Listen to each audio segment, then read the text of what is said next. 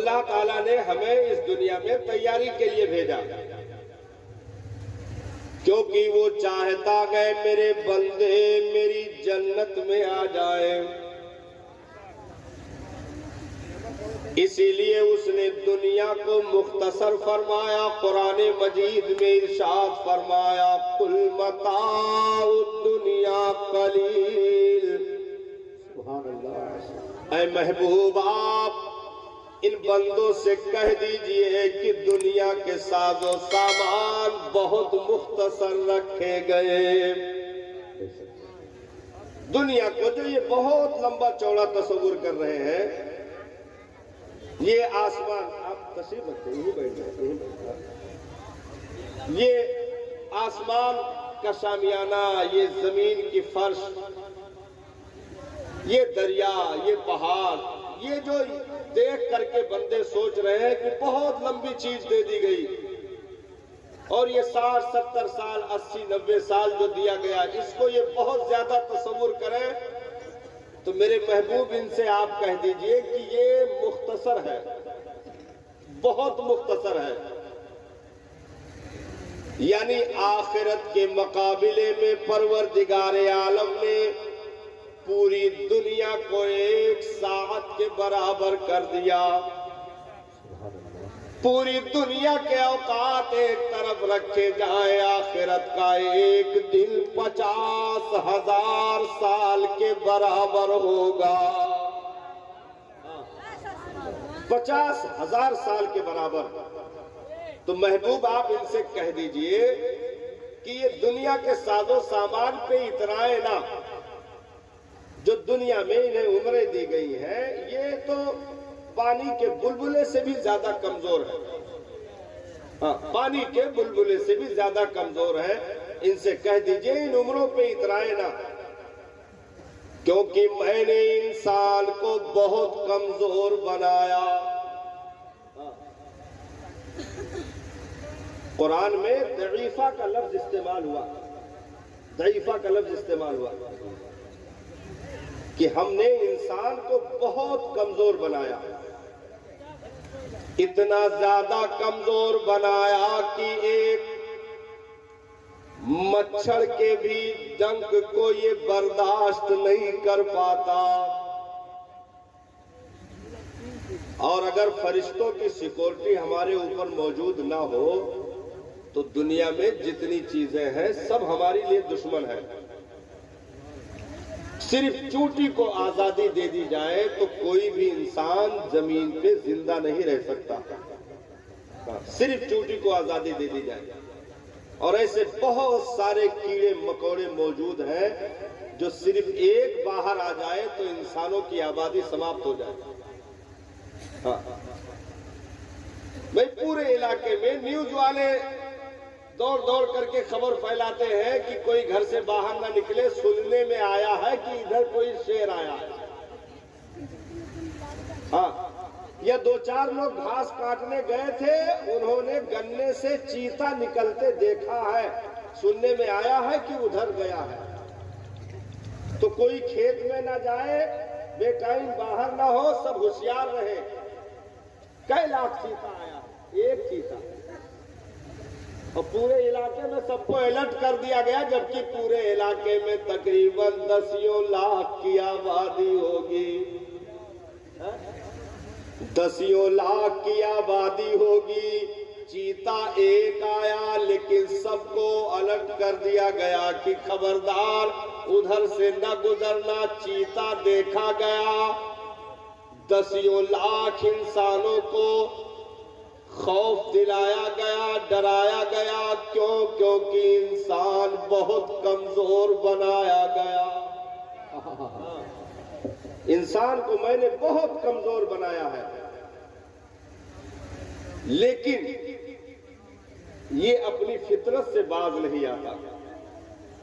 خالی یہ اپنی پیدائش پہ غور کر لے، 30ویں پارے میں اللہ تعالیٰ نے پوری تفصیل کے ساتھ بیان فرما دیا کہ یہ خالی اپنی پیدائش پر غور کر لے تو یہ زمین پر نہ اکڑ کر چل سکتا ہے، نہ غرور کی باتیں کر سکتا ہے، نہ گھمنڈ کر سکتا ہے، نہ کسی کو دھکا دے سکتا ہے۔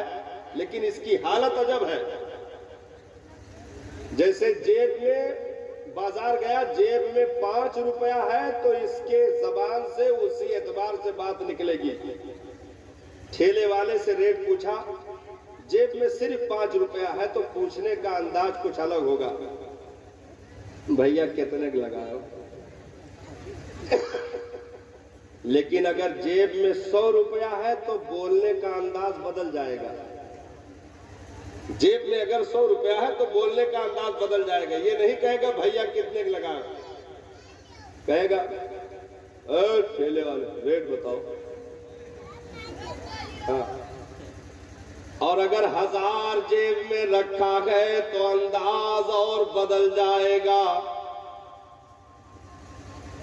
اٹھا کے یک پھاکا مونگ پھلی چر چر چبائی, کتنے میں لگائے ہو بتاؤ, ریٹ بتاؤ. ہاں, مطلب جبرن کی یہ کیا کر لے گا ہمارا. کیلا بیچ رہا ہے تو ایک کیلا اٹھا سر سے بغیر اجازت کے, جو کہ کھانا حرام ہے, بغیر اجازت کے اٹھایا, چھیلا اور سٹا کھا رہا, بول بھی نہیں پاؤ, ریٹ بتاؤ ریٹ بتاؤ. ہاں, اور اگر وہ کہا کہ ارے بھیا رکھ دو کاہے کھا لے, تو کل نہیں لگانا ہے کاہے. ہاں, تم کو نہیں معلوم ہے بھی تازہ پردھانی جیتے ہیں. ہم جسے چاہیں گے وہی یہاں لگائے گا. ارے لگائے گا بگائے گا تو بعد میں ہے, تو جو حرام کھا رہا ہے اس کا حساب کون دے گا, اس کا حساب کون دے گا.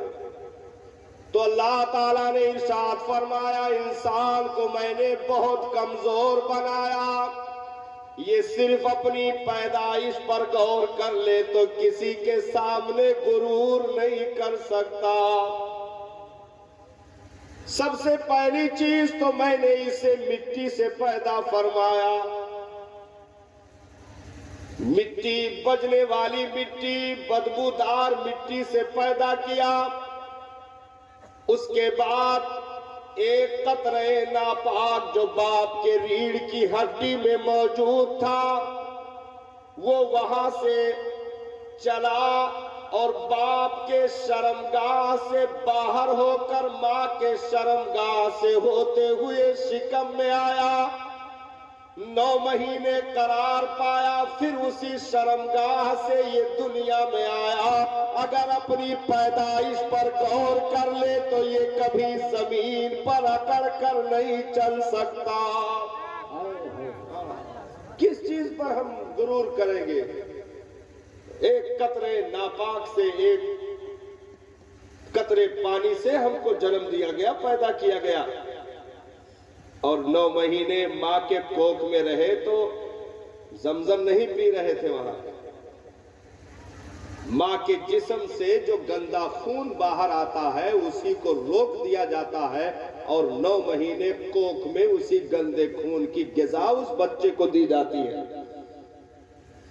اسی گندے خون کی غذا اسے دی جاتی ہے, اور اس کے بعد دنیا میں آیا تو ماں کے خون کو دودھ میں تبدیل کر کے اس کو پلایا جاتا ہے. یعنی ایک ملائم اور نرم و نازک غذا دے کر کے اسے ترتیب دیا جاتا ہے, اسے جوانی کی دہلیز تک پہنچایا جاتا ہے. اب اگر کھڑے ہو کر کے وہ اپنے رب کے حضور جھکتا نہیں, زمین پر اکڑ کر چلتا ہے, تو سوائے اس کے لیے بربادی کے دوسرا کوئی راستہ نہیں ہے. کیونکہ رب نے ارشاد فرمایا میرے بندے تو بندہ بن کر کے رہنا, میں تجھے اتنا بلند کر دوں گا کہ فرشتے بھی تجھے جھک کر سلام کریں گے. سبحان اللہ, زندہ باد. تو صرف بندہ بن کر رہے, کیونکہ بندے کو خدائی کا دعویٰ اچھا نہیں لگتا, بندے کو اکڑنا اچھا نہیں لگتا. لا تمشی فی الارض مرحا, تم زمین پر اکڑ کر نہ چلنا, کیونکہ تم بلندی میں نہ آسمان چھو سکتے ہو, نہ تم اپنے قدموں کے دھمک سے زمین کا کلیجہ پھاڑ سکتے ہو. تو یہ اکڑ کر گریبان کے 4 بٹن کھول کر چلنا, پڑوسی کے زمین کو غصب کر لینا, اور کسی غریب کو دھکے دے دینا, گالی گلوچ کر دینا, اور یہ دنیا کے ذلیل چیزوں سے, اسی مٹی سے اٹھائی ہوئی چیزوں کا پیپر بنایا گیا, اور اسی پیپر پہ گورنمنٹ نے گورنر کے دستخط کروا دیے، اسی کو روپیہ اور پیسہ کہہ دیا گیا۔ یہ مٹی سے اٹھا کر کے اس گندگی کو ایک کاغذ کا شکل دے دیا، اسی پر مہر لگا کر کے اسے روپیہ کہہ دیا، اور وہی گندی چیز گڈی کی شکل میں تیرے پاس آ گئی تو انسانیت بھی بھول گیا، اپنے رب کو بھی بھول گیا، اپنی برادری کو بھی بھول گیا، اپنے بھائی کو بھی بھول گیا، اپنے ماں باپ کو بھی بھول گیا۔ ان گندی چیزوں کو جو مٹی سے اٹھا کر بنائی گئی ہے، اسے اگر زمین میں ڈال دیا جائے تو چند مہینے میں مٹیوں میں تبدیل ہو جائے گی۔ اس کی کوئی اوقات نہیں ہے، چند مہینے میں یہ مٹیوں میں تبدیل ہو جائے گی۔ پھر اسے پا کر کے تو اپنے رب کو بھول جائے اور مسجد یہ سوچ کر کے نہ جائے کہ میں تو مالدار ہوں، مجھے کس چیز کی کمی ہے، میں سجدہ کیوں کروں۔ کرے تو غریب کرے جسے 2 وقت کی روٹی نہیں ملتی، نماز تو وہ پڑھے جو فٹ پاتھ پہ دکان لگاتا ہو، عبادت وہ کرے جو پھٹے کپڑے پہنتا ہو۔ مجھے تو ہزاروں کے سوٹ میسر ہیں، 50 لاکھ کی گاڑی میسر ہے اور کروڑوں کا بنگلہ میسر ہے۔ مجھے بالپور میں زمین روڈ کے کنارے ملی ہوئی ہے، گونڈا میں میری تجارت کی دکان چل رہی ہے، میں تو اچھے عہدے پر ہوں، پوسٹ پر ہوں، میں کس چیز کے لیے سجدہ کرنے جاؤں، مجھے کس چیز کی کمی ہے؟ نہیں، یاد رکھو رب کو اس دنیا میں بندے کا غرور پسند نہیں ہے، بلکہ اس اکڑی ہوئی گردن کو، اس پیشانی کو وہ زمین پر جھکتا دیکھنا چاہتا ہے کہ یہ ساری چیزیں پا کر کے اکڑتا ہے یا جھکتا گئے۔ اگر بندے نے زمین پر پیشانی رکھ دی، مٹی پر ناک کو رگڑ دیا اور بول اٹھا سبحان ربی الاعلی، اس کائنات میں کوئی چیز بڑی نہیں، سب سے بلند و بالا میرے رب کی ذات ہے، تو مولا پھر اسے اتنا بلند کر دیتا گئے کہ بستر پہ پہنچتا تو مدینے والے کا دیدار ملتا گئے۔ نعرہ تکبیر، نعرہ رسالت، نعرہ رسالت، پیغام نماز، علماء اہل سنت، جشن بقائی۔ کیونکہ یہ دنیا بہت مختصر رکھی گئی اور دنیا کے ساز و سامان بھی بہت مختصر رکھے گئے۔ اگر آپ پودا لگائیں، اپنے ہی آنکھوں کے سامنے اسے سڑتا ہوا بھی آپ دیکھیں گے۔ جیسے کھیت میں آپ نے گیہوں کا بیج ڈالا، آپ اس کا اخوا نکلتے ہوئے بھی دیکھے، بڑا ہوا، آپ نے کھاد پانی دیا، آپ دیکھ رہے ہو، پھر وہ اور تھوڑا بڑا ہوا، اس میں بالیاں نکلنا شروع ہوئی، پھول کا شکل اختیار کیا، آپ دیکھ رہے ہو۔ اس کے بعد آہستہ آہستہ اس کی پتیاں پیلی پڑنے لگی، اس کی بالیاں پکنے لگی، دانے پڑ گئے، آپ اسے دیکھ رہے ہو۔ یہاں تک کہ اسے آپ اگر کاٹ لو وقت پہ تو ٹھیک ہے، نہیں تو کھیت میں پھر وہ مٹی بن جائے گا، آپ اسے سنبھال نہیں سکتے ہو، کیونکہ اس کی مدت پوری ہو چکی ہے، اس کا وقت پورا ہو چکا ہے۔ اگر وقت پہ تم کاٹ کر دانا گھر میں جمع کر دو تو تمہاری عقل مندی ہے، لیکن اگر فصل کو چھوڑ دو اور یہ سوچو کہ اگلے سال ہم اٹھا لیں گے، نہیں، وہ مٹی میں بدل جائے گی، تم وہاں ڈھونڈنے سے بھی دانا نہیں پاؤ گے۔ یہ دنیا کے زوال کا طریقہ ہے۔ ایک درخت کو لگایا، وہ بڑا ہو گیا، پھول پتے نکل آئے، ساری چیزیں ہو گئی، لیکن ہم نے اسی کے جڑ کے نیچے ایک بیج کو سڑ کر اپنے وجود کو فنا ہوتے دیکھا، اور آہستہ آہستہ درخت کے پتے سوکھے، ڈالیاں سوکھی، درخت سوکھ گیا، آگ کے حوالے ہوا، نہ حوالے ہوا تو مٹیاں کھا کر اسے برباد کر دی۔ ایسے ہی انسان کا معاملہ گئے کہ نماز پڑھے گا تب بھی موت آئے گی، جھکے گا تب بھی موت آئے گی، نہیں پڑھے گا تب بھی موت آئے گی. ایسا نہیں کہ تم عیش کا بستر لگاؤ تو موت تاخیر میں آئے. ایسا نہیں کہ تم گھی کے مرکل لقمے کھاؤ تو موت تاخیر میں آئے. ایسا کبھی نہیں ہو سکتا. جو وقت ایک رکشے والے کے لیے متعین ہے وہ 1 کروڑ پتی کے لیے بھی متعین ہے. اس نے اٹھا کر کے اس مٹی میں یعنی قبرستان میں دونوں کو برابر اتنے ہی گہری زمین میں ڈال کر بتا دیا نہ کوئی شاہ نہ گدا سب برابر ہو گئے. یہاں کوئی ایسا نہیں جس کے لیے کہا جائے کہ یہ فلاں شیخ کی قبر ہے, یہ فلاں منتری کی قبر ہے, یہ فلاں کی ہے. نہیں, وہاں جانے کے بعد سب کو برابر جتنا تختہ ایک غریب کو دیا گیا اتنا تختہ ایک امیر کو دیا گیا. جتنے میٹر کفن ایک غریب کو دیا گیا اتنا میٹر کفن ایک امیر کو بھی دیا گیا. جو جنازے کی دعا ایک غریب کے جنازے میں پڑھی جاتی ہے وہی دعا ایک منتری اور ودھائک اور پردھان کے جنازے میں وہی دعا پڑھی جاتی ہے. جو نیت ایک غریب کے جنازے کی ہوتی ہے وہی نیت ایک امیر کے جنازے کی ہوتی ہے. جس طرح منہ کر کے غریب کا جنازہ پڑھا جاتا ہے اسی طرح منہ کر کے امیر کا جنازہ پڑھا جاتا ہے. اور جتنی گہری جتنی چوڑی اور لمبی قبر ایک غریب پھٹے کپڑے پہننے والے کی تیار کی جاتی ہے اتنی ہی گہری چوڑی اور لمبی قبر ایک امیر کبیر کروڑ پتی کی بھی تیار کی جاتی ہے. لیکن ہاں جانے کے بعد وہ سارے منظر بدل جائیں گے. جانے کے بعد جو قبر کے گڑھے میں کامیاب ہو گیا تو امیر قریب نہیں دیکھا جائے گا, یہ دیکھا جائے گا کہ نام اعمال میں جگمگاتے سجدے موجود ہے کہ نہیں. یہ نہیں دیکھا جائے گا کہ پیچھے کیا چھوڑ کر کے آیا ہے اور کیا لے کر کے آیا ہے. نہیں صاحب, بلکہ وہ ساری چیزیں جو دنیا سے تعلق رکھتی ہے اسے نوچ کر پھینک دیا جاتا ہے. جو دنیا سے تعلق رکھتی ہے اسے نوچ کر پھینک دیا جاتا ہے. ہاتھ کی گھڑی اتار کے پھینک دی گئی, گلے کا چین نکال کے پھینک دیا گیا, کینچی اٹھا کر کے بدل کا کپڑا کاٹ کر کے الگ کر دیا گیا. یعنی ایسے کر دیا جیسے ماں کے پیٹ سے پیدا ہوا تھا. یہ تو 2 چادریں لپیٹ کر کے ہم اور آپ کے پردے کے لیے قبر تک پہنچایا جاتا ہے. نہیں تو قبر سے اٹھے گا تو وہ بھی 2 چادریں چھین لی جائیں گی. قبر سے اٹھے گا تو وہ 2 چادریں جو دے کر آئے ہو وہ بدن پہ موجود نہیں ہوگا. نبی نے فرمایا کہ برہنہ بدن وہ حشر کے میدان میں کھڑا کیا جائے گا.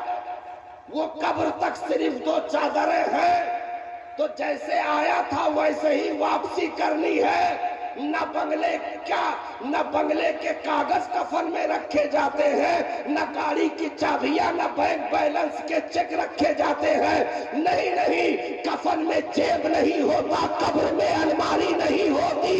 نکے نامیوں کے نشان کیسے زمین کھا گئی آسمان کیسے. اس لیے بندہ اپنی اوقات کو پہچانے کہ اسے جس کمزوری کے ساتھ دنیا میں رکھا گیا ہے وہ بہت کمزور ہے. ہاں کوئی اگر طاقتور بننا چاہتا ہے اس زمین پر تو اسے صرف دین طاقت دے سکتا ہے, باقی دنیا میں کوئی چیز طاقت نہیں دے سکتی. ساری طاقتیں دین میں پوشیدہ ہیں, لیکن ہم نے وہی چھوڑ دیا, سب کچھ اپنا لیا, دین ہی چھوڑ دیا اور ساری چیزوں کو ہم نے اپنا لیا. کھیتی کرنے میں ہمارا دماغ خوب چلتا ہے. پلاسٹر, پی او پی, مکینک, گیرج, دنیا بھر کے کاروبار میں دماغ خوب چلتا ہے. خوب گڑا بھاگ لگاتے, حساب لگاتے کہ اتنا کمایا, اتنا وہاں دیا, اتنا وہاں دیا, اتنا بچا, اتنے کا مال آیا, اتنا پروفٹ ہوا. خوب دماغ چلتا ہے. رات میں سوتے وقت بستر پہ لیٹ کر کے دکان کے تمام تر سامان کا گڑا بھاگ ذہن میں چلاتا ہے، اتنے کا مال ڈالا تھا، اتنا بیچا، اتنا بچا، تو اس میں منافع کتنا نکلے گا؟ ایسا ہے کہ نہیں؟ ساری چیزیں گڑا بھاگ ہوتی ہیں، لیکن بستر پر لیٹ کر ایک لمحے کے لیے بھی نہیں سوچتا کہ صبح سورج اگنے سے لے کر کے ڈوبنے تک ہم نے اپنے لیے کتنی نیکیاں جمع کی، نہیں سوچتا ہے۔ دنیا کے سارے کہ بڑے بیٹے کے لیے تو انتظام کر دیا ہے، 2 بیٹے اور بچے ہیں، ان کے لیے بھی کسی حساب سے سیٹنگ کرنی ہے کہ زمین ہو جائے۔ 2 بیٹیوں کی شادی کر لی ہے، 2 بیٹیاں باقی بچی ہیں، ان کے لیے بھی اچھے رشتے کا انتظام ہو جائے۔ ساری فکر دنیا کی اپنے اوپر طاری کر لیا۔ اگر نہیں سوچا تو آخرت کے بارے میں نہیں سوچا۔ 30ویں پارے میں اللہ تعالیٰ نے ارشاد فرمایا، الہاکم التکاثر حتی زرتم المقابر، تمہیں دنیا کے کثرت مال طلبی نے ہلاک کر دیا، یہاں تک کہ تم قبروں میں پہنچ گئے۔ دنیا میں کثرت مال طلبی نے تمہیں تباہ و برباد کر دیا، یہاں تک کہ تم اپنی قبروں میں پہنچ گئے، لیکن تمہاری طلب ختم نہیں ہوئی۔ ذرا بھی آدمی کو بیڈ پہ بھی ہوش رہے تو دین کی وصیت نہیں ہوتی ہے، بلکہ اولادوں کو اکٹھا کر کے وصیت ہوتی ہے کہ دیکھنا کچھ روپیہ اپنے اکاؤنٹ میں رکھا تھا، اسے وقت پہ نکلوا لینا، میں وصیت کرتا ہوں زمین برابر برابر تقسیم کر لینا، میں مرنے والا ہوں۔ یہ ساری ہوشیاری دھری کی دھری رہ جاتی ہے ان اولادوں کے لیے مر رہا جو اولادیں اس ڈھانچے سے روح نکلنے کے بعد ایک دن بھی اس گھر میں رکھنے کے لیے تیار نہیں ہوتی،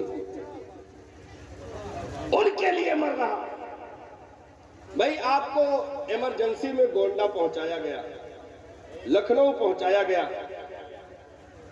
وہیں سے فون آ گیا، گھر میں خبر کر دیا گیا کہ اب فلاں نہیں رہے، انتقال ہو گیا،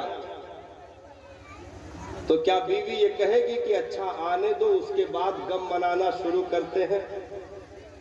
نہیں، آپ لکھنؤ میں تھے، آپ کی باڈی لکھنؤ میں تھی یا گونڈا میں تھی، جیسے بیوی کے کانوں میں خبر پہنچی کہ میرا شوہر دنیا میں نہیں رہا، بیوی نے دونوں ہاتھ زمین پہ پٹ کے چوڑیاں ٹوٹ کر بکھر گئیں، مانگ کا سندور نوچ دیا، اپنا سنگار اتار کر پھینک دیا، آپ گھر بھی نہیں آئے تھے، اس نے اعلان کر دیا نہ میں تیری بیوی رہی نہ تو میرا شوہر رہا، آج کے بعد میرا تیرا کوئی رشتہ باقی نہ رہا۔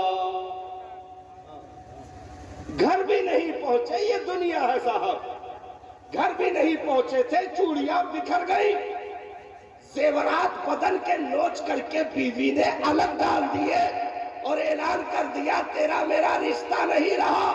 4 مہینے 10 دن گزارنے کے بعد اگر عمر اچھی تھی، دوسرے شوہر کے ساتھ زندگی کے ہنسی اور مسکراہٹ کے پل گزار رہی تھی، تیری قبر پر فاتحہ پڑھنے کے لیے بھی کوئی تیار نہیں تھا، جن کے لیے تو نے سب کچھ دے دیا، دین کی دشمنی مول لے لی، اللہ و رسول کی دشمنی مول لے لی، جن کے لیے رات کو رات نہ جانا، دن کو دن نہ جانا، تم جو ہے جانوروں کی طرح دوڑ لگاتا رہا، یہاں تک کہ اس جوانی کو ان راستوں پہ چل کر ختم کر دیا، گھٹنے کے لواب ختم ہو گئے، ریڑھ کی ہڈیاں جھک گئی، آنکھوں کی روشنی کمزور پڑنے لگی، دانت رخصت ہو گئے، قوت سماعت جواب دینے لگی، ایک ضعیفہ راستے پر چلتے ہوئے نیچے دیکھتے ہوئے جا رہی تھی، کسی نے دیکھ کر کے پوچھا مائی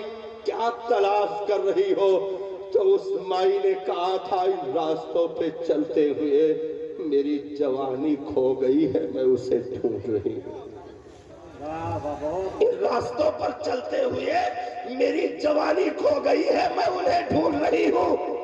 ان پیروں میں نہ جانے کتنے چپلوں نے گھس کر جواب دے دیا کہ میں تیرا ساتھ نہیں دے سکتا۔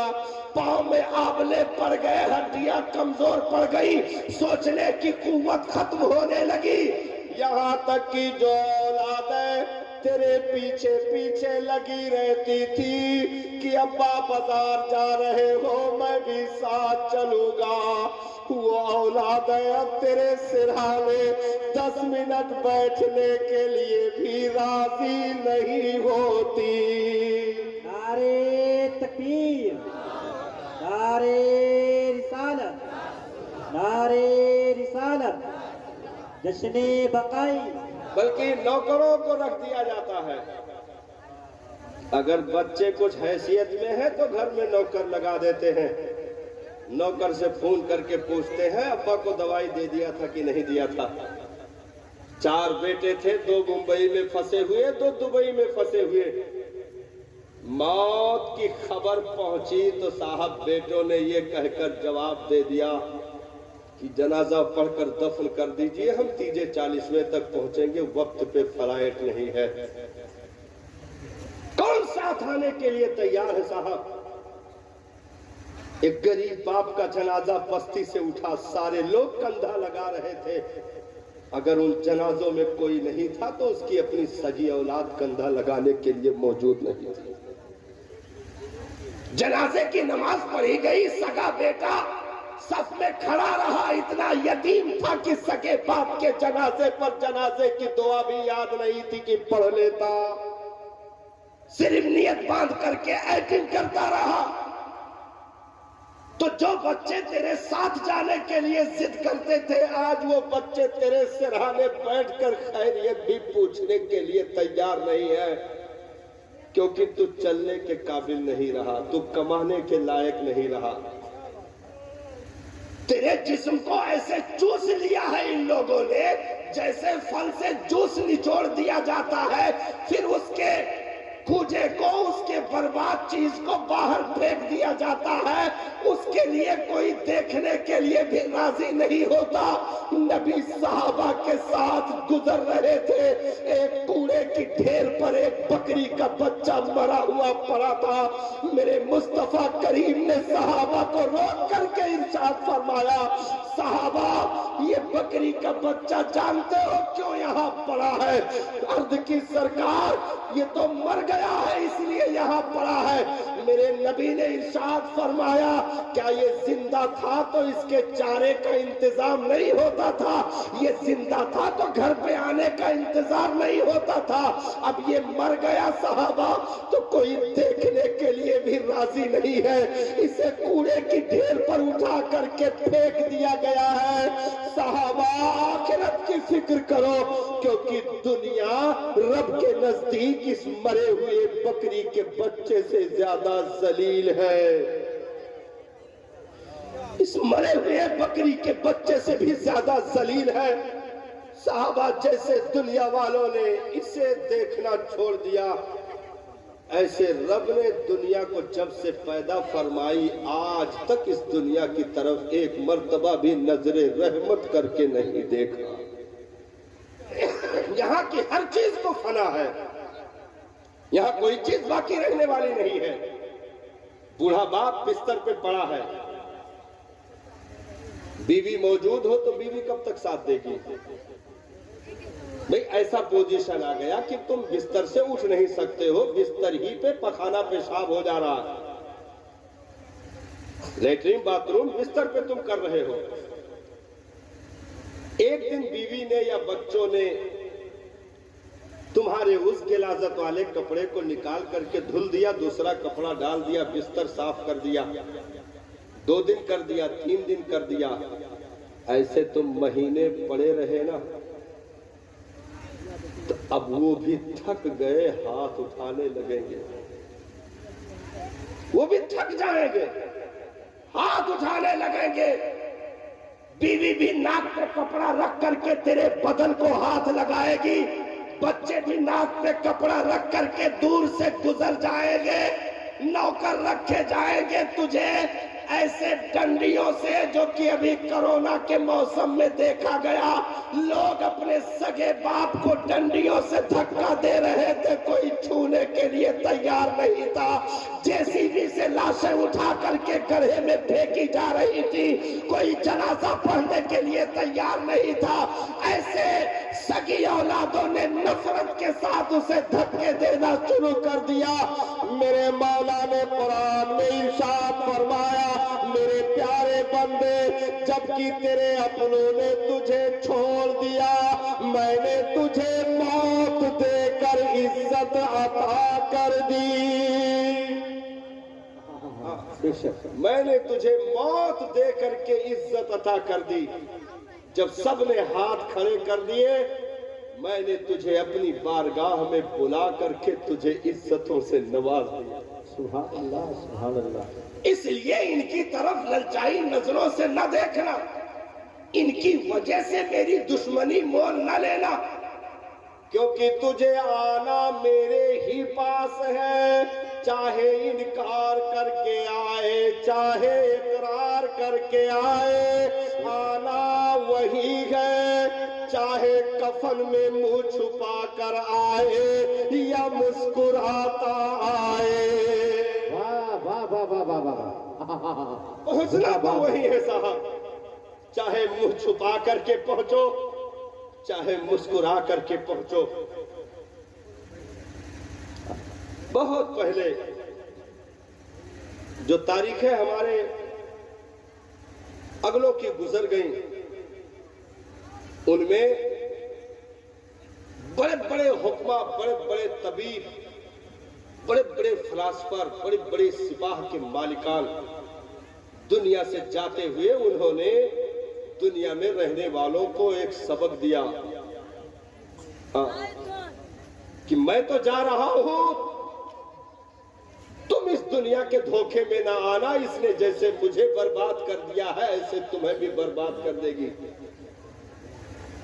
جانے والوں نے باخبر کیا ہے، کیا سکندر نے مرنے سے پہلے یہ نہیں کہا تھا کہ میرے تابوت سے میرے دونوں ہاتھ کو باہر کر دینا، میں مر جاؤں میرے جنازے کو لے کر کے چلنا تو میرے تابوت سے میرے دونوں ہاتھ باہر کر دینا، تاکہ دنیا والے دیکھ لیں کہ سکندر جیسے خالی ہاتھ آیا تھا ایسے دنیا سے خالی ہاتھ جا رہا ہے، جس کو آدھی دنیا کی بادشاہت عطا کر دی گئی ہو، ایسا بادشاہ جب جا رہا ہے، تابوت سے دونوں ہاتھ باہر لٹک رہے تھے، جنازہ لے کر چلنے والے چل رہے تھے، سکندر کی مٹھیاں کھلی تھی، کیونکہ بندہ دنیا میں آتا ہے تو مٹھیاں باندھے ہوئے آتا ہے، لیکن جب جاتا ہے تو مٹھیاں کھلی ہوتی ہے، اور دنیا کو اس نے سبق دے دیا کہ میں جیسے خالی ہاتھ جا رہا ہوں تم بھی خالی ہاتھ بھیجے جاؤ گے، اس لیے کام وہ کرنا جو تمہیں آخرت کے لیے کارگر ثابت ہو۔ سبحان اللہ، سبحان اللہ۔ یہ نہیں پوچھا جائے گا تو نے دنیا میں کتنی دکانیں کھولی، دنیا میں کہاں کہاں تاش کی گڈیاں پیستا رہا، جوا کھیلتا رہا، رب نے ہمیں پاک کر کے بھیجا ہے اس دنیا میں۔ اچھا ہماری پاکی کا کتنا خیال رکھا گیا، ہماری پاکی کا کتنا خیال رکھا گیا؟ ماں کے پیٹ میں آئے، اب ظاہر سی بات ہے وہاں خون کی غذا تھی جو ایک ناپاک چیز ہے، لیکن اس نے ہمیں 9 مہینے ماں کے پیٹ میں کس طرح پاک رکھا، کس طرح پاک رکھا جبکہ ناپاک غذا ہے۔ ارشاد فرمایا میرے بندے کے منہ کو بند کر دو، یہ غذا ناف سے پہنچا دو۔ کیا بات، ناف سے پہنچایا جاتا کہ نہیں پہنچایا جاتا؟ وہ خون بچے کے ناভی کے ذریعے سے اس کے وجود میں پہنچتا ہے، جس سے کڈنی بنائی جاتی ہے، پھیپھڑے بنائے جاتے ہیں، گردے بنائے جاتے ہیں، دل بنایا جاتا ہے، ساری چیزیں بنتی ہیں اسی خون سے۔ تو ارشاد فرمایا منہ کو بچا لو، کیونکہ یہ قرآن کے گزرنے کی جگہ ہے، اسے ناپاک نہ کرنا۔ زندہ باد زندہ باد زندہ باد زندہ باد۔ یہ میرے محبوب کے اوپر بھیجے گئے درود کے گزرنے کی جگہ ہے، میرے تسبیح کے گزرنے کی جگہ ہے، اس لیے اس منہ کو پاک رکھنا، یہ غذا اس کے ناف سے پہنچانا، منہ کو محفوظ کر دینا۔ تو 9 مہینے وہ غذا پہنچایا گیا، اس کے بعد دنیا میں آ گیا۔ اب بھی ماں کے خون ہی کو اسے غذا دینا ہے، ماں کے خون ہی کا غذا اسے ملنا ہے، اور خون ناپاک ہے۔ لیکن دنیا میں آیا تو وہ رشتہ کاٹ کر باندھ دیا گیا۔ بچہ جو پیدا ہوا تو دایا نے اس کی نابھی کاٹ کر کے اسے گاٹھ لگا دی، باندھ دیا، یعنی باندھ کر دھاگے سے باندھ کر بتا دیا اب یہاں سے غذا جانا بند کر دیا گیا، اب تجھے غذا تیرے منہ سے دی جائے گی۔ لیکن بتاؤ پیارے، تم اپنی آنکھیں بھی نہیں کھول پاتے تھے برابر، مٹھیاں بھی ابھی نہیں کھول پاتے تھے، تمہیں کیسے معلوم ہو گیا کہ میری غذا ماں کے سینے میں رکھی گئی؟ کیسے معلوم ہو گیا کہ میری غذا وہاں؟ تم کون سا شعور رکھتے ہو؟ تمہاری تو ابھی مٹھیاں بھی نہیں کھل رہی ہیں، ابھی آنکھیں بھی برابر نہیں کھل رہی ہیں، تم بولنے کے لائق نہیں ہو، چلنے کے قابل نہیں ہو، تم تو ابھی بالکل بے سدھ پڑے ہو۔ اس کے بعد بھی آپ کہیں گے کہ مولانا وہ بچہ اس لیے سمجھ جاتا ہے کیونکہ ماں اپنا پستان اس کے منہ میں ڈالتی ہے تب وہ دودھ پہنچتا ہے۔ میں نے کہا چلو ماں نے منہ میں دودھ پستان ڈال دیے، لیکن چوسنا کس نے بتایا؟ ماں نے پستان تو چلو ڈال دیے، لیکن چوس کر کے اس دودھ کو اپنے اندر لینا یہ طریقہ کس نے بتایا؟ تو 30ویں پارے میں میرے رب نے ارشاد فرمایا وَهَدَيْنَاهُ النَّجْدَيْنِ، اے میرے بندے وہ میں ہوں جو تجھے ماں کے پستان کی طرف ہدایت دے دی۔ وَهَدَيْنَاهُ النَّجْدَيْنِ، وہ میں ہوں جو تجھے ماں کے پستان کی طرف رہنمائی کر رہا ہوں، اور تجھے جو دودھ لینے کا سلیقہ دے رہا ہوں وہ تیرا رب ہے اور کوئی نہیں ہے۔ وہاں ڈاکٹر بھی نہیں کہہ سکتا کہ کوئی دوا دے دو جو یہ چوسنا شروع کر دے، نہیں، وہ قدرت ہی ہے جو چوسنے کا طریقہ بتاتی ہے۔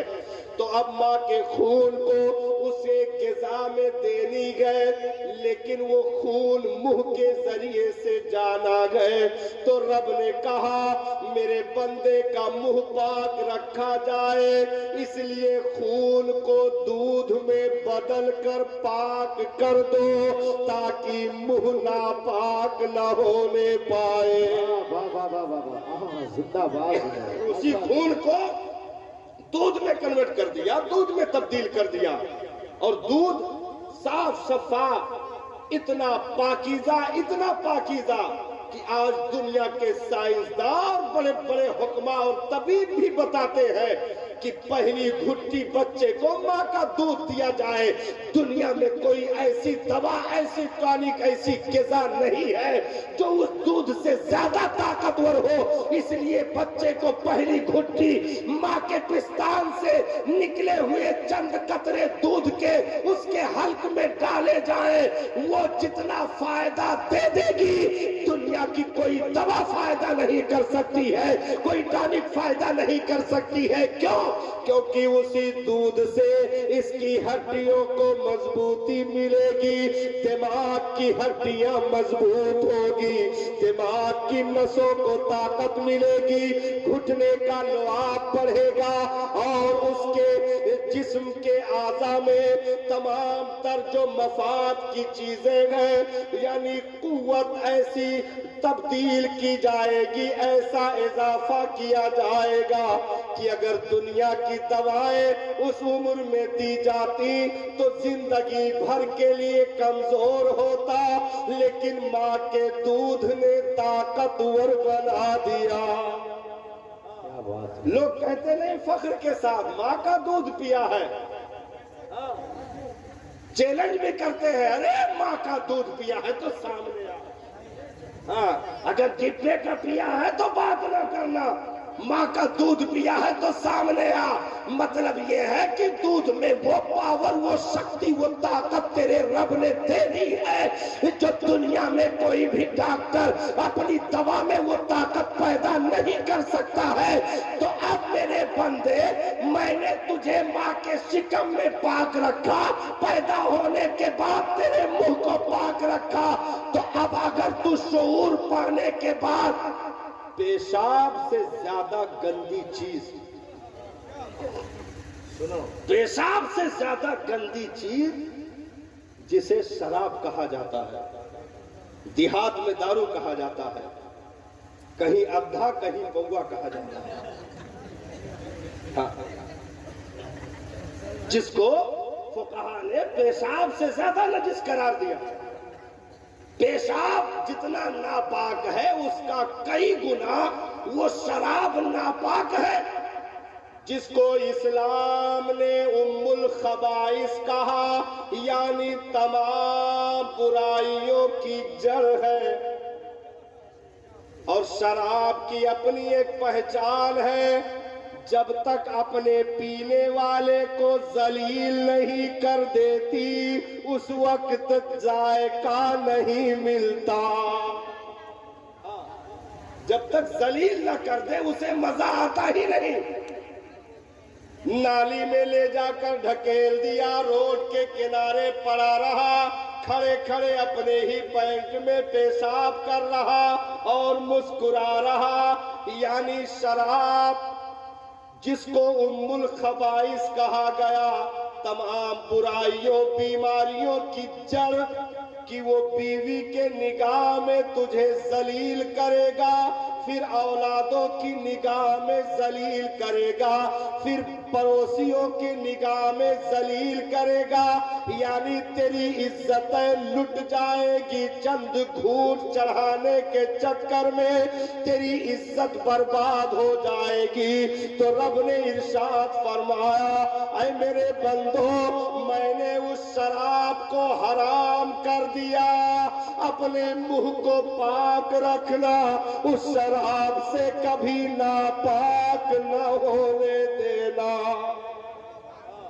اس حرام چیز سے اپنی زبان کو، اپنے منہ کو ناپاک نہ ہونے دینا، کیونکہ یہ زبان، یہ پاکیزہ منہ میں نے تو مومن کا تھوک بھی پاک کر رکھا، مومن کے لعاب کو بھی پاک کر رکھا ہے، کہ مومن کا تھوک بھی ناپاک نہیں ہوتا، پاک ہوتا ہے، مومن کا جھوٹا بھی پاک ہوتا ہے۔ میں نے تجھے اتنی عزتیں دے رکھی ہیں میرے بندے، چند دنیاوی ذائقے کے لیے ایسی خبیث چیز کو اپنی زبان پر ڈال کر کے زبان کو ناپاک نہ کر دینا، منہ کو ناپاک نہ کر دینا، کیونکہ یہ میرے پیارے قرآن کے آیتوں کے گزرنے کی جگہ گئے، میرے محبوب کے درود کے گزرنے کی جگہ گئے، میرے تسبیح و تحلیل کے گزرنے کی جگہ گئے، اس لیے اسے ناپاک نہ ہونے دینا۔ تو وہاں پاک رکھ، تو وہاں پاک رکھ، مرنے کے بعد ایسے پاک کر دوں گا کہ سوائے جنت کے دوسرا ٹھکانہ نہیں ہوگا۔ تو صرف دنیاوی چند دنوں میں، یہ ذائقے کتنے دن کے لیے ہوتے ہیں بھائی؟ ذائقے چند دن کے لیے ہوتے ہیں، چند دن کے لیے نہیں، چند لمحے کے لیے۔ کسی بھی گناہ کا ذائقہ چند لمحے کے لیے ہوتا ہے۔ میں جیسے زنا کا گناہ جس کو قرآن نے بھی حرام قرار دیا، اسلامی قانون میں جس کو بہت بڑا جرم قرار دیا گیا، زنا، اس کا ذائقہ کتنی دیر کا ہوتا ہوگا؟ زنا کا گناہ، اس کا ذائقہ کتنی دیر باقی رہتا ہے؟ زنا کا گناہ بہت زیادہ 10 سے 15 منٹ اس گناہ کا ذائقہ ہوتا ہے، اس کے بعد ہمیشہ ہمیش کے لیے اس کے نامے اعمال میں گناہوں کا انبار موجود ہوتا ہے، اور سوائے ندامت اور شرمندگی کے اس کے پاس کچھ باقی نہیں رہتا، کیونکہ جب گناہوں کا ذائقہ جاتا ہے تو اپنے پیچھے وہ افسوس چھوڑ کر کے جاتا ہے، شرمندگی چھوڑ کر کے جاتا ہے، ذلت چھوڑ کر کے جاتا ہے۔ لیکن نیکیوں کا ذائقہ پروردگار عالم نے ایسا رکھا کہ اگرچہ کرنے میں تجھے کچھ تکلیف ہوگی، اسے کرنے کے لیے کچھ تکلیف ہو سکتی ہے، تجھے سستی آ سکتی ہے، کاہلی آ سکتی ہے، جیسے کہ ٹھنڈک میں فجر کی نماز، ٹھنڈک میں فجر کی نماز، مئی جون میں رمضان کا روزہ، ٹھنڈک، زبردست کوہرا پڑ رہا، لحاف سے بھی لوگ منہ نہیں نکال رہے، اندر ہی رجائی اوڑھے اوڑھے پھول کر رہے ہیں، نکل کے دیکھو سورج نکلا کہ نہیں۔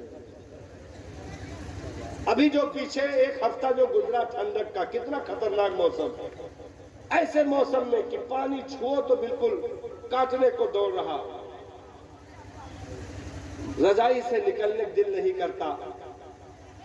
اتنے میں مسجد سے اللہ کے منادی نے آواز لگائی۔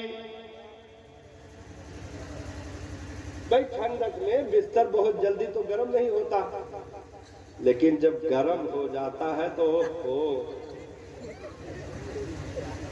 آدمی لیٹا ہے، جیسا کہ لیٹا تو ادھر سے دبایا ادھر سے دبایا، پیر اٹھا کر کے ادھر سے دبایا ادھر کھوپڑی سے دبایا، پھر اندر اپنے ہی سانس کی گرمی کی وجہ سے اندر ہیٹنگ پیدا ہوتی ہے تو 10-15 منٹ گرمانے لگ جاتے ہیں۔ اب ایسے عالم میں کوئی آ کے کہے کہ ہو تھوڑا اٹھ کر کے اس چارپائی پہ لیٹ جاؤ تو مار کر لے گا، لیکن رجائی نہیں چھوڑے گا۔ ہاں، کوئی کہہ دے کہ اس چارپائی چلے جاؤ تو کہے گا کہ ہم کو بستر گرمانے کے لیے بھی لگایا ہے۔ تو آدمی ٹھنڈک میں بہت دیر میں تو بستر گرم کر پایا۔ اچھا، ٹھنڈک کی راتیں بھی چھوٹی ہوتی ہے کہ نہیں ہوتی ہے؟ 2-2.5 گھنٹے کا فاصلہ ہو جاتا ہے۔ ٹھنڈک کی راتیں الٹا ہو گیا، ٹھنڈک کی راتیں بڑی ہوتی ہے، دن چھوٹا ہوتا ہے۔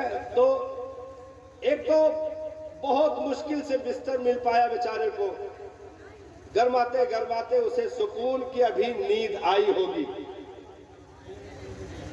ابھی نیند آئی ہوگی،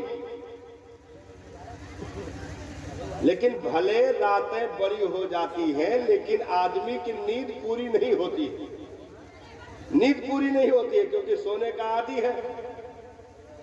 اب بہت سکون کے ساتھ نیند آئی، اچھا چلو رات میں لیٹا تھا لیکن بہت دیر تک نیند نہیں آئی،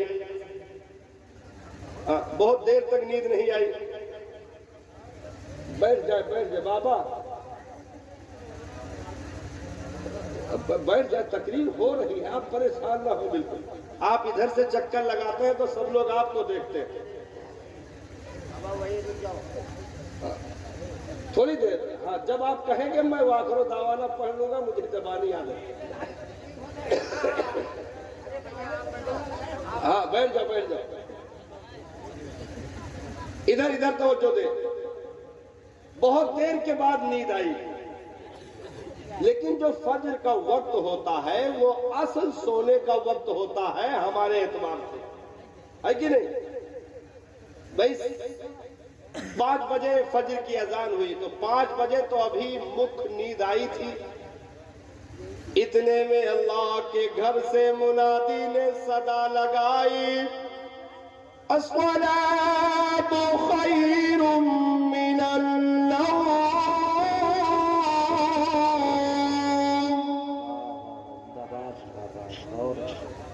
اے پیارے بندے اپنے بستر کو چھوڑ دے، اٹھ جا، تیری نیند سے بھی بہتر نماز ہے.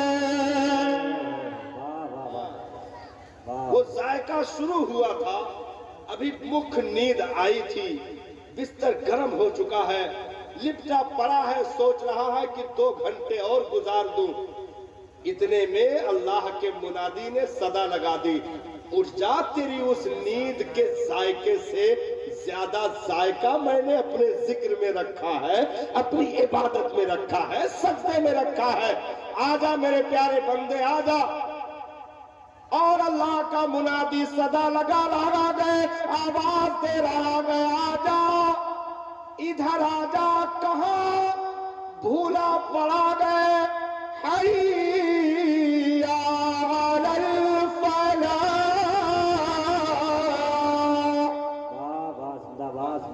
آجا آجا، میں تجھے کامیابی دے رہا ہوں، آجا آجا کامیابی کی طرف، تیری نیند سے بھی بہتر نماز ہے، آجا. تو امتحان کتنا بڑا ہے. اب بندہ اذان سن لیا لیکن کروٹ بدل کر کے دوبارہ پھر نیند کے آغوش میں چلا گیا تو اس نے اپنے اوپر ظلم کر دیا، ظلم کر دیا. بھئی دیکھو، آسانی میں جیسے دسترخوان پہ انگور، سیب، سنترا، ناسپاتی، کیلا، امرود، ساری چیزیں چنی ہو، ادھر سے کباب، ٹکا کباب، بوٹی کباب، چپاتی، شیرمال، نہاری سب لگے ہو، اور بیٹھ کر کے سکون سے الحمدللہ رب العالمین، شکر ہے میرے مالک، میرے پروردگار، جو تو نے مجھے نعمت عطا کی. یہ تو بہت آسان ہے، یہ تو بہت آسان ہے صاحب، یہ تو ہر کوئی کہہ سکتا ہے. ایسی نعمتیں ملنے کے بعد شکر ادا کر لیا تو کوئی بڑی بات نہیں کی. بات تو جب ہے کہ ایک سوکھی روٹی ہو، نمک کا چند ڈھکا اس پہ رکھا ہو، ایک کنکری اس پہ پڑی ہو، ایک گلاس پانی کا رکھا ہو، اس کے بعد کہے الحمدللہ رب العالمین، شکر ہے میرے مالک جو تو نے پینے کا پانی عطا کر دیا اور یہ چند ٹکڑوں سے پیٹ بھرنے کی یہ غذا عطا فرما دی. تو شکر یہ مشکل ہے، وہ آسان ہے، اور مشکل کا شکر زیادہ کام کارگر ہوتا ہے، زیادہ کامیاب ہوتا ہے. اس لیے آسانی میں عبادت کرنا یہ تو فرض ادا ہو جائے گا، لیکن مشکل میں پڑھنا وہ ہزاروں فرض کے برابر ہوتا ہے. امتحان میں پڑھنا یہ ہزاروں فرض کے برابر ہوتا ہے. جب آسانی تھی، گرمی تھی، مچھر لگ رہے تھے، پسینہ ٹپک رہا تھا، بستر پہ کروٹ بدل رہا تھا، لائٹ بھی 1 ہفتے سے نہیں آ رہی تھی، پوری رات ایسے چھت پہ ٹہلتے گزر گئی، اور فجر کی اذان ہوئی تو کہا کہ بیکار ٹہلنے سے بہتر ہے چلو مسجد چلتے ہیں، نمازیں پڑھ لیتے ہیں. تو یہ تو آسان ہے ذکر کر لینا، وہ تو مشکل وہ تھا جب بستر میں لپٹا ہوا پڑا تھا. ایسے میں رب کے منادی نے آواز دی، آجا میرے بندے. تو نے رضائی ادھر رکھی اور کہا لبیک میرے مالک، میں آ رہا ہوں. کیونکہ نیند تو نے دی، بستر تو نے دیا، سکون تو نے عطا کی. اس نے ارشاد فرمایا میرے بندو وَجَعَلْنَا اللَّيْلَ لِبَاسًا، وَجَعَلْنَا اللَّيْلَ لِبَاسًا، میں نے رات کو تمہارے لیے لباس بنا دیا.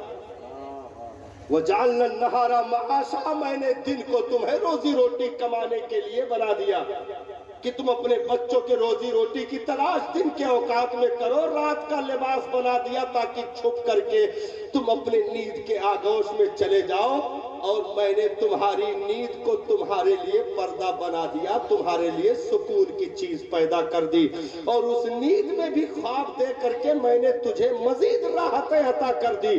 میرے بندوں کو بھی فَبِأَيِّ آلَاءِ رَبِّكُمَا تُكَذِّبَانِ، تم میرے کن کن نعمتوں کا انکار کرو گے، میرے کن کن نعمتوں کو ٹھکراؤ گے؟ تم میری نعمتوں کا شمار نہیں لگا سکتے ہو۔ وَإِن تَعُدُّوا نِعْمَتَ اللَّهِ لَا تُحْصُوهَا، تم میری نعمتوں کو شمار کرنا چاہو تو شمار نہیں کر سکتے ہو۔ تم میری نعمتوں کا کیوں انکار کرتے ہو؟ تم شکرانے نعمت کرو، کفرانے نعمت نہ کرو۔ میرے بندو، میں نے تمہیں ساری چیزوں کا ذائقہ عطا کیا، اگر وہ ذائقہ تم آخرت میں بھی اس کا کئی گنا، کیونکہ آخرت میں جو نعمت کا ذائقہ رکھا ہے، دنیا کی تمام نعمتوں کا ذائقہ ایک طرف، آخرت کی نعمت کا ادنا سا ذائقہ ایک طرف رکھا ہے۔ تم اگر آخرت کو جان جاؤ تو دنیا سے کبھی دل نہ لگاؤ۔ میرے بندو، آؤ قریب آ جاؤ، میں تمہیں چند دن کی یہ دنیا کی زندگی میں یہ راحت و تکلیف برداشت کر کے تم یہاں سے اٹھو، آؤ میں تمہیں ہمیشہ ہمیشہ کے لیے سکون دیتا ہوں، میں ہمیشہ ہمیشہ کے لیے تمہیں آرام دیتا ہوں۔ تو اس نے آواز دی، اس کی رحمتوں نے پکارا تو بندے نے لبیک کہہ دیا۔ تو مصیبتوں میں رب کو یاد کرنا یہ بڑی بات ہوتی ہے، امتحان میں رب کو پکارنا یہ بڑی بات ہوتی ہے، کیونکہ کامیاب وہی ہے جس نے اس دنیا میں اپنے رب کو راضی کر لیا۔ ہم اور آپ اگر یہ دنیا کی زندگی میں اگر یہ چاہیں کہ یہی سب کچھ مل جائے تو یاد رکھو رب کا وعدہ ہے، جس کو میں دنیا میں دے دیتا ہوں آخرت میں اس کا حصہ نہیں رکھتا۔ دنیا میں جسے دے دیتا ہوں آخرت میں اس کا حصہ نہیں ہوتا۔ جیسے حدیث پاک میں سرکار نے ارشاد فرمایا، اگر مومن کے تالیف قلوب کا معاملہ نہ ہوتا تو میں دین کا انکار کرنے والے کافرین کے زینوں کو بھی سونے میں تبدیل کر دیتا، کیونکہ میں نے انہیں وافر طریقے پر دنیا دے دی۔ کیوں؟ ان کا آخرت میں کوئی حصہ نہیں رکھا۔